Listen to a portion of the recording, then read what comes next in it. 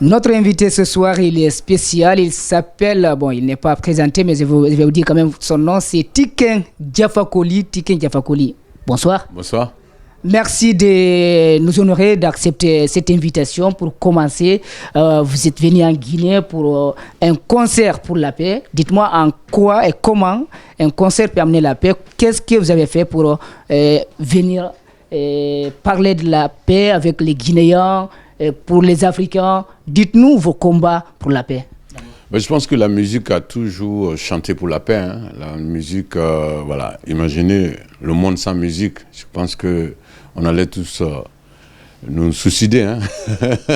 Donc la musique a toujours apporté à chanter pour la paix. Donc voilà, je suis en Guinée aujourd'hui pour chanter la paix, chanter la stabilité, comme je l'ai toujours fait pour l'Afrique et pour le monde d'ailleurs, puisque je fais le tour du monde en concert pour parler de paix. Donc c'est par rapport à ça qu'on est là.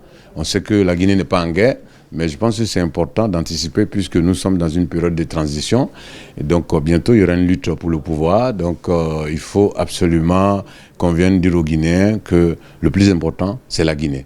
Voilà, vous l'avez dit, on n'est pas en guerre. Et cette situation d'incertitude, cette situation d'exception, si vous parlez de transition, c'est causé par quoi selon vous?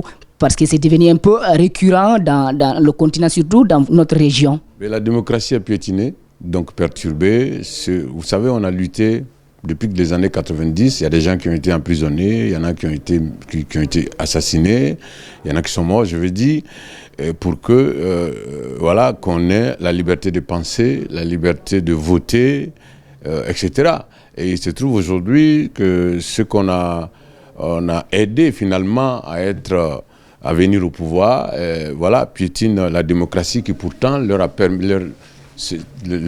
d'être là.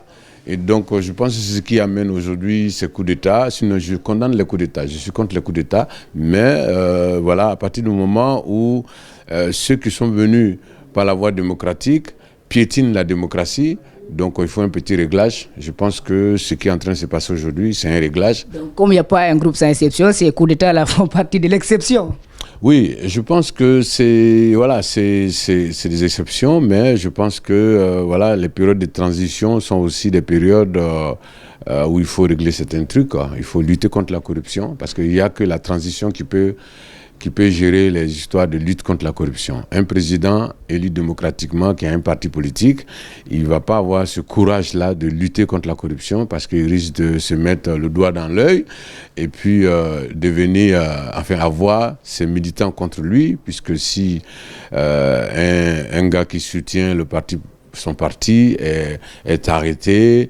Voilà, ceux qui étaient ravitaillés par ce monsieur-là risquent de quitter le parti. Donc, ça fait que le président du parti fait attention. Mais dans les périodes d'exception comme ça, les périodes de transition, voilà, on peut régler ces problèmes-là. On peut arrêter les connards qui bouffent l'argent du peuple.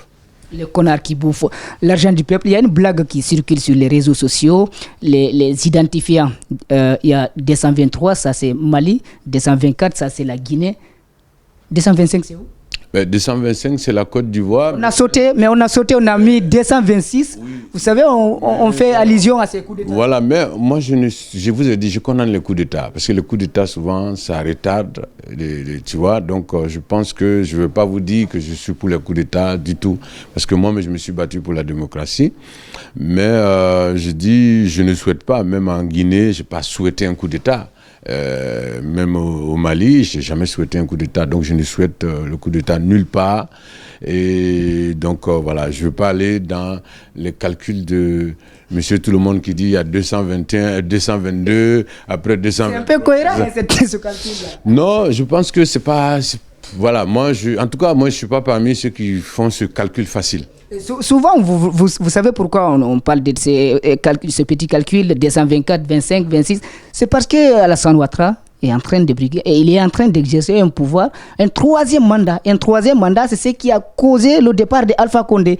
Mauvaise gestion, certainement Mali, Burkina, mais en Côte d'Ivoire, Alassane Ouattara est en train de son pouvoir, c'est un troisième mandat qui n'est pas forcément accueilli par tous les Ivoiriens. Non, donc je pense que En tout cas, c'est pas à moi de souhaiter un coup d'État contre Alassane Ouattara. C'est pas, comme je le dis, hein, je me suis jamais sorti pour dire qu'il faut qu'il y ait un coup d'État en Guinée, etc. C'est pas à moi de le faire. Si ça arrive, c'est arrivé. Mais c'est pas, je fais pas partie des gens qui pensent que, parce que quand il y a le coup d'État, ça retarde le pays, il y a encore des morts, etc. Donc, mais si ça arrive, ça c'est géré. Mais en tout cas, en tant que démocrate, je ne veux pas vous dire, je souhaite qu'il y ait un coup d'État en Côte d'Ivoire ou bien dans tel ou tel pays. Moi non plus, je ne vais pas souhaiter qu'il y ait un coup d'État, mais est-ce que vous avez un conseil pour Alassane Ouattara? On vous sent un peu comme si vous êtes des amis. Tiken, on sait, Tiken, il est tranchant, il chante, il dit ce qu'il pense pour tous les présidents africains ou du monde.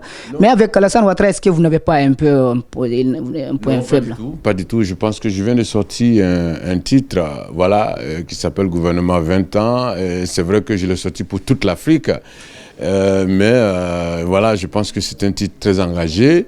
Donc, si j'avais une amitié ou quoi que ce soit, c'est vrai que je suis de la même région qu'Alassane Ouattara, je suis de la même ethnie, sa mère vient du même village que moi, mais c'est pas ce qui m'a empêché de critiquer son régime, de dénoncer des choses sur son régime. C'est même pas la première fois. Je pense que avant que Alassane Ouattara ne fasse son premier mandat, j'ai été l'un des premiers à sortir un single qui s'appelle Troisième dose.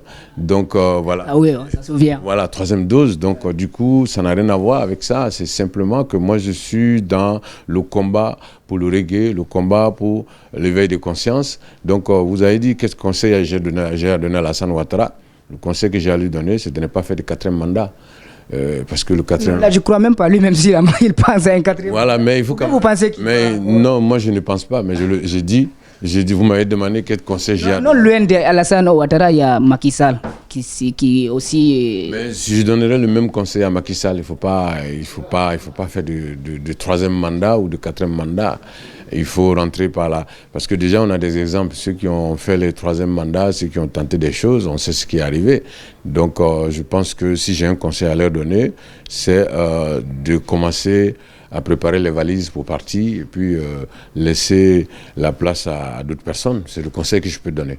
Dernière question, vous l'avez chanté Libérer Alpha Condé, ensuite vous avez chanté Fou, il est devenu fou, aujourd'hui il est arrêté et son pouvoir a été renversé, il n'est pas en Guinée.